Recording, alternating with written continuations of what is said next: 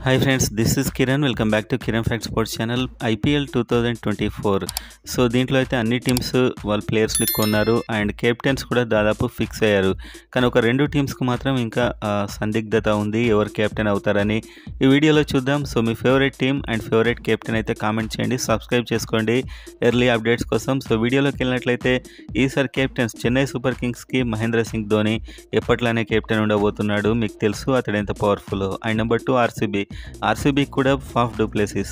So ఇతడే captain చేయబోతున్నాడు పోయిన సీజన్లానే. అండ్ నెంబర్ 3 పంజాబ్ కింగ్స్, వీళ్ళకి కూడా శిఖర్ ధవన్, పోయిన సీజన్లానే శిఖర్ ధవన్ ఈసారి వీళ్ళకి కెప్టెన్ అయితే ఉండబోతున్నాడు. And number 4 Kolkata knight riders, వీళ్ళకైతే శ్రేయస్ అయ్యర్ మళ్ళీ కెప్టెన్సీ చేయబోతున్నాడు ఈసారి కోల్కతా నైట్ రైడర్స్కి. అండ్ నెంబర్ 5 ఢిల్లీ క్యాపిటల్స్, ఎంతో కాలంగా గాయపడి ఆడినటువంటి రిషబ్ పంత్, సో ఇతనైతే ఈసారి వీళ్ళకు కెప్టెన్గా రాబోతున్నాడు Rishabh Pant. And next number 6 Rajasthan royals అయితే సంజు శాంసన్ వీళ్ళకు ఈసారి కెప్టెన్సీ చేస్తాడు. And number 7 Gujarat titans, Shubman Gill Gujarat titans కెప్టెన్గా ఈసారి ఉండబోతున్నాడు.